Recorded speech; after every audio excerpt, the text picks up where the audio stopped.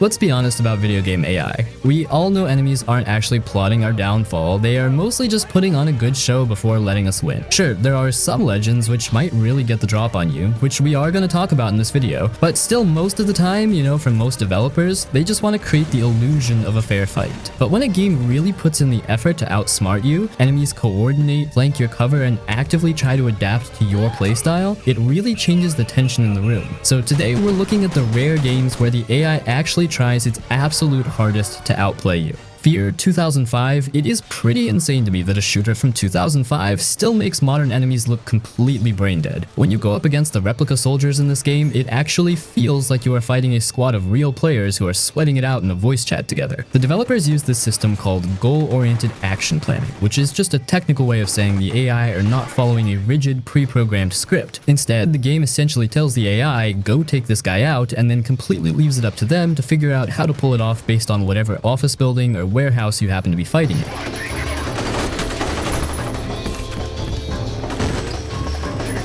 They get incredibly creative with it. If you try to camp in a single hallway and funnel them in, they won't politely run into your crosshairs one by one like bowling pins. They actually act like they value their own digital lives. They will sprint up, physically kick over a heavy desk to build their own cover, and pin you down with blind fire while the rest of their squad quietly circles around the map to flank you. I cannot tell you how many times I thought I was safe reloading behind a wall, only to have a soldier dive right through a plate glass window to catch me off guard from behind. What really sells the panic though is the radio chatter. You hear them constantly communicating in real time. They call out your exact position while their flashlights sweep through the dark corners. If you pull out a heavier weapon, they warn each other to keep their distance. If you manage to drop 3 of them in a row, the survivors will actually panic, call for backup, and organize a tactical retreat to regroup. You never get the feeling that you are just shooting at generic moving targets. Every single firefight turns into an intense, sweaty game of cat and mouse where the AI is actively trying to trap you in a corner.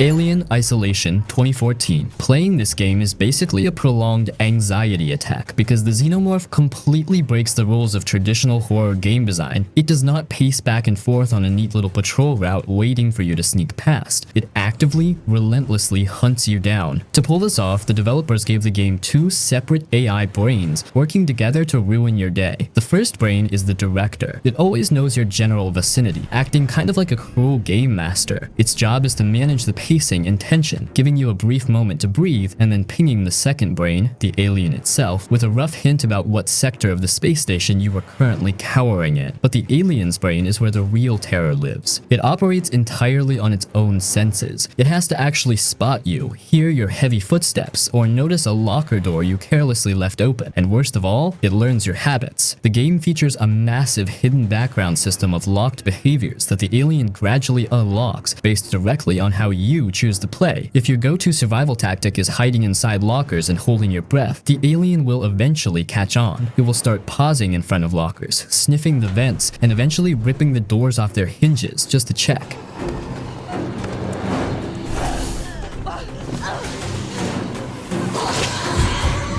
If you rely heavily on tossing flares or noisemakers into a corner to distract it while you sneak by, it will absolutely fall for the trick the first couple of times. But if you abuse that mechanic, the alien adjusts. It will eventually ignore the loud beeping gadget entirely, turn around and start actively searching for the person who threw it. And then, the absolute peak of this AI design happens late in the game when you finally get your hands on the flamethrower. For a brief moment, you feel powerful because a blast of fire will actually cause the Xenomorph to screech and retreat into the vents, but the comfort is incredibly short-lived. The alien quickly realizes that a frontal assault equals getting burned. It adapts its entire hunting strategy. Instead of charging you in the hallways, it starts using the ceiling vents almost exclusively, waiting silently to drop down directly behind you when your guard is down and your weapon is pointed the wrong way. You are never allowed to rely on a single trick for too long. The AI forces you to constantly evolve your playstyle, throwing away whatever strategy worked in the last level. It is one of the few gaming experiences where you genuinely feel like the enemy is studying you just as closely as you are studying it.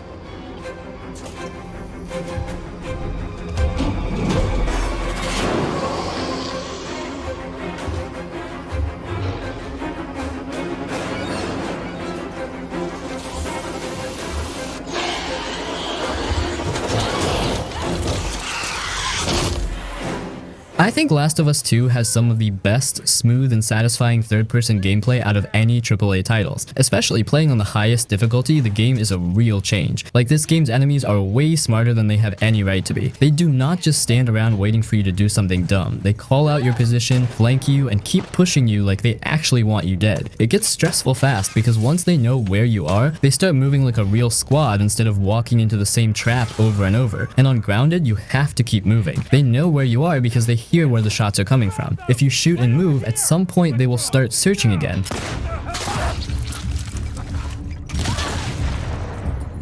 Honestly, I'm really admirative of the AI enemy here. I mean, I'm surprised by how smart they act sometimes, like the way they keep their distance when they know you're behind cover. They'll come around the cover but stay far enough that they'll be able to shoot you before you try rushing them, or the way they stay hidden in situations where they have an advantage, like if they have a rifle, and especially if they're above you. The way they call out to check up on a friend that I killed and them not answering is seemingly what alerts them that something is wrong. The way that the AI will coordinate patrols once you've alerted them is quite impressive as well. It's not always individual behavior either. I'm always surprised by the huge variety of outcomes when letting the infected loose on the WLF on Capitol Hill, for example. Watching the AI attack itself is mesmerizing because it often really feels like the humans are outsmarting the infected. Also, those damn stalkers are too fucking smart. But yeah, what can I say? Naughty Dog knows their stuff. Can't wait for the next game.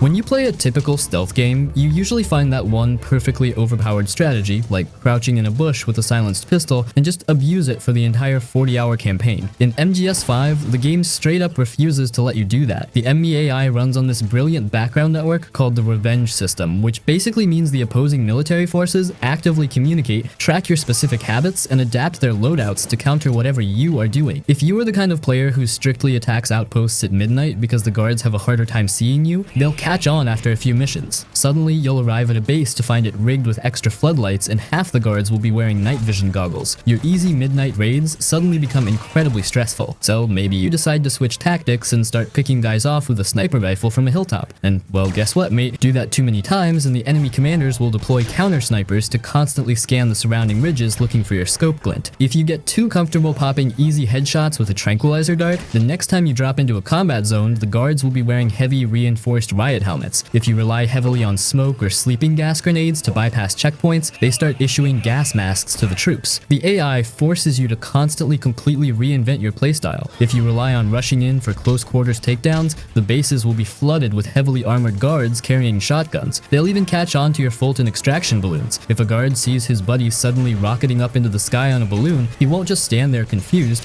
he'll immediately aim his rifle up and shoot the balloon down to save him. The real-time communication between the guards and their command post, CP, adds a whole other layer of anxiety. The enemies actually pay attention to their environment. If a guard expects to cross paths with his buddy on a patrol route and the guy isn't there, he doesn't just shrug and forget about it. He radios CP to report a missing soldier. CP then orders him to investigate the last known position. If you snipe a guard in the leg to incapacitate him, his squad mates will drag his body to cover while laying down suppressing fire. If you decide to shoot out their radio equipment to cut off their communications, CP will realize there's dead air and dispatch an entire heavily armed investigation team to check on the silent outpost. You actually end up trapped in this massive arms race with the AI. You're forced to physically sabotage their supply lines by sending your own men on background missions just to blow up a warehouse full of helmets or night vision goggles, all so you can go back to using your favorite sniper rifle for a few more hours. It creates this incredibly immersive feedback loop where the enemies feel like an organized military force that is genuinely learning from every single mistake they make. I think it never feels like the game is cheaply boosting enemy stats. It just feels like a realistic military force adjusting its tactics to counter a specific recurring threat. If you want them to stop wearing helmets, you actually have to stop going for headshots and start shooting them in the arms or legs for a few missions, or literally blow up the supply trucks delivering their defensive gear. The game constantly monitors your comfort zone and forces you out of it, making sure you have to get creative and use your entire arsenal.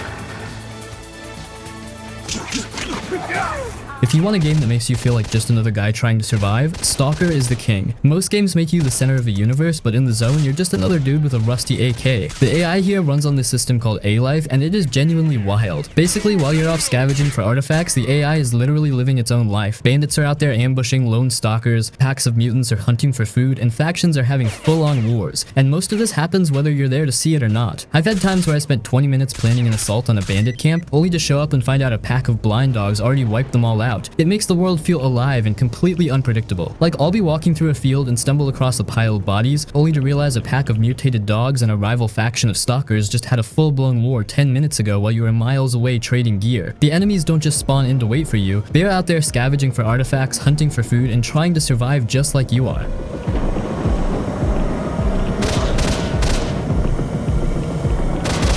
When you actually get into a gunfight, the AI is remarkably smart about using the environment. They don't just stand behind a crate and pop their heads up like whack-a-moles. If you pin a group of bandits down, they will coordinate. One guy will keep you busy by taking pot shots from behind a wall, and while you're focused on him, two of his buddies will quietly crawl through the tall grass or loop around a hill to catch you from the side. They actually prioritize breaking your line of sight over just finding solid cover, which makes them feel way more like real people trying not to get shot. And I think, if I recall it right, there's this legendary story from the devs that during testing, the AI was actually too good at the game. Because they could complete quests and trade just like the player, one AI NPC actually managed to beat the entire game and reach the final objective before the testers could even get halfway through. They had to actually dial it back so the player wouldn't feel like a side character in their own story. There's no safety in camping here. If you stay in one spot for too long, you're basically asking for a shotgun blast to the back of the head. And because the ballistics are so realistic, they'll actually shoot through thin fences or wooden doors if they think you're hiding there. It's messy, it's janky, and it's honestly terrifying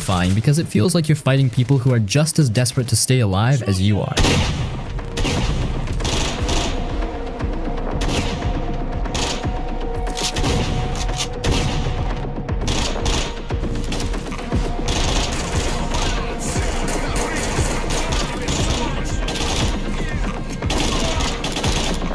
Man, it is hard to explain just how much of a holy crap moment Halo was back in the day. Before this, most console shooters felt like you were just moving through a shooting gallery. But in Halo, the Covenant actually felt like an intelligent, coordinated alien army. Even now, if you boot up the original campaign on Legendary, the AI, especially the elites, will absolutely smoke you if you aren't paying attention. The elites are the real stars here. They aren't just bullet sponges, they're designed to be your tactical equals. They have the same recharging energy shields you do, and they play the game exactly the same way. If you start winning a gunfight and pop an elite shield, he doesn't just stand there and die. He'll let out a roar of pure frustration, dive behind a rock, and wait for his shields to recharge before coming back at you. It turns every fight into this high-stakes duel where you're constantly trying to press your advantage before they can reset. But what makes it feel so human is how the different alien ranks work together. It's like a tiny ecosystem of terror. The grunts are basically the comic relief. They're cowards who mostly just provide cover fire. But the second you take out the elite leading them, the grunts absolutely lose their minds. They'll scream "leader fallen" and literally run away with their hands in the air. It's hilarious, sure, but it's also a brilliant bit of tactical feedback. You aren't just lowering a health bar, you're breaking their morale.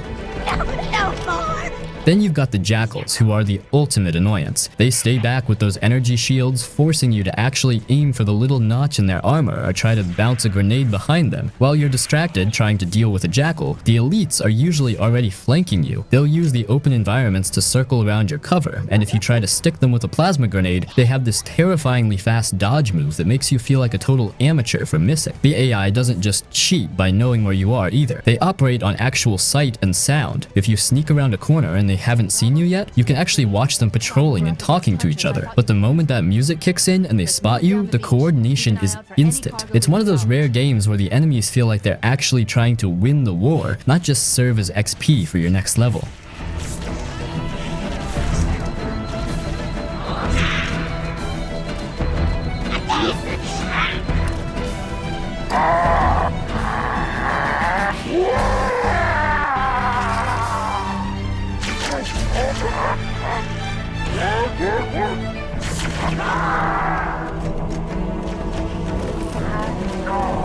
Now, this game is really different, like I think kind of built different. In Rain Worlds, the AI really doesn't feel like it was designed to entertain you, but more like it feels like it exists whether you're there or not, if that's the right way to put it. Because most games, even smart ones, still revolve around you. Enemies wait, patrol, react to triggers. But in here, nah man, not really. Every creature is basically running its own little survival simulation. Predators are just hunting because they're hungry, not because you walked into a zone. And that really completely changes how the game feels. I've had moments where a lizard spots me and starts chasing. Pretty normal, right? But then it doesn't just follow a straight path. It cuts off, climbs walls, takes weird routes, and sometimes just disappears, only to show up ahead of you like it predicted where you were going. It's honestly unsettling.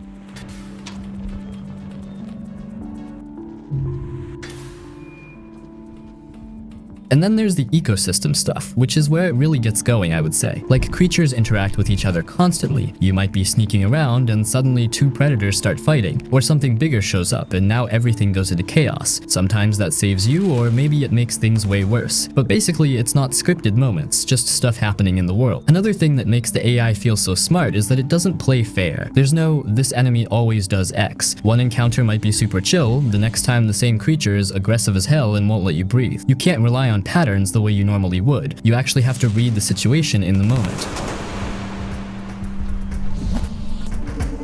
And the biggest shift mentally is that you are not the main character here. You're weak, you're small, and most things in the world can destroy you instantly. So instead of outsmarting enemies like a badass, most of the time you're just trying to survive, escape, hide, or use the environment to your advantage. That's what makes it so memorable though. When you finally do outplay something, like beating a predator into another creature or barely escaping a chase, it feels earned in a way most games don't even come close to.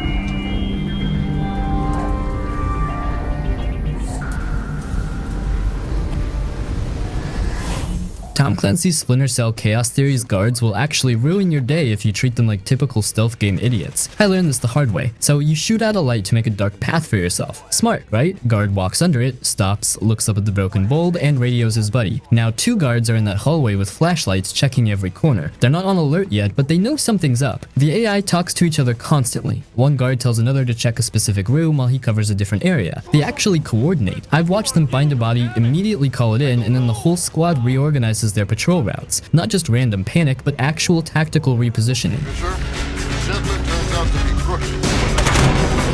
Here's what really got me though. I knocked out a guard in a storage room, came back through the same area 10 minutes later, and there's a guy just posted up there now, clearly waiting to see if I'd return. They learn your patterns. Use the same vent twice and someone will be watching it. Keep shooting lights and they start moving in groups. And they don't forget. You hide in a locker and they'll search for actual minutes. I've sat there listening to footsteps, radio chatter, doors opening, just waiting for them to finally give up. Sometimes they don't. Sometimes you have to abandon your hiding spot and improvise because they're just not leaving. The game punishes you for playing it like other stealth games. No quick save cheesing the same route. No memorizing one safe path. You have to actually think and change your approach because these guards adapt.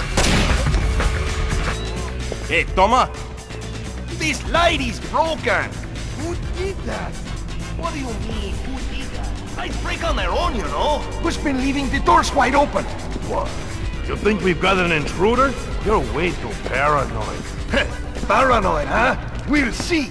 Dishonored, if you're the kind of player who loves to feel like a supernatural ninja, Dishonored is basically your playground, but the guards in Dunwall are way more perceptive than you'd expect for a game from 2012. Arcane Studios didn't just give them vision cones, they gave them actual common sense that can really get you off guard if you get too comfortable. The coolest thing about the AI here is how they handle anomalies. Most stealth games have guards who shrug off a door being left open or a candle being blown out. Not these guys. If a guard returns to his post and notices a door is swung wide when it was closed 2 minutes ago, he doesn't just ignore it. He'll actually draw his sword, start looking around, and go into a suspicious state where his vision range literally gets wider because he's actively looking for trouble. They even notice if a buddy who's supposed to be on the corner isn't there anymore. It makes you feel like you're leaving a physical footprint on the world every time you mess with something.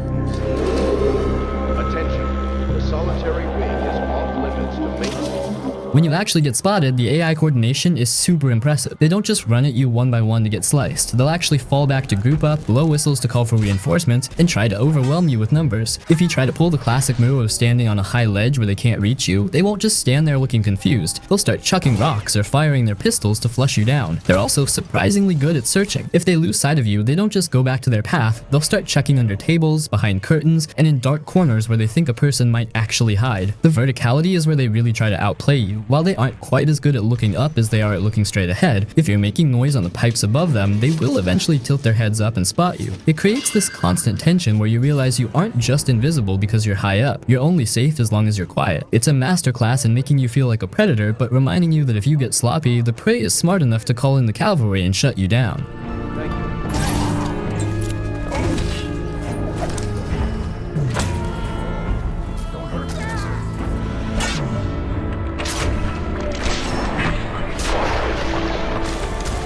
Okay, this one is actually insane conceptually. In Echo, the enemies don't just outsmart you, they literally become you. The whole system revolves around the palace watching everything you do. Every action gets recorded. The way you move, whether you sneak or run, if you attack, how aggressive you are. All of it. Then, the game resets the power, and that's when things flip. The enemies come back as echoes and start using the exact behaviors you showed earlier. So early on, you feel in control. You're moving clean, taking enemies out, figuring things out like a normal stealth game. Then suddenly the next cycle hits and now the enemies are doing the same stuff. If you were sprinting a lot, now they sprint. If you were shooting, now they shoot. If you were opening doors and taking shortcuts, now they know the map just like you do. What makes it hit harder is that it's your fault. You can't blame the game for being unfair because you trained them that way. If you played messy, they become chaotic. If you played aggressive, they become dangerous. If you rely on one tactic too much, they turn that exact tactic against you. So you start playing in a completely different way. You hold back on purpose. You avoid doing useful things because you don't want the enemies to learn them. Sometimes you'll walk instead of run or avoid killing someone just to keep the next cycle easier. You're thinking ahead all the time, not just about surviving now, but about what kind of enemies you're creating for later. And that creates this really unique pressure. You're not just adapting to the AI, you're shaping it. Every mistake sticks with you for a while. Every habit you form can come back and punish you. By the time you get deeper into the game, it feels like you're fighting a version of yourself that learned all your bad habits. And if you weren't careful early on, it can get out of control fast. That's what makes it stand out. The game doesn't need super advanced enemy logic when the core idea already guarantees the AI will keep up with you.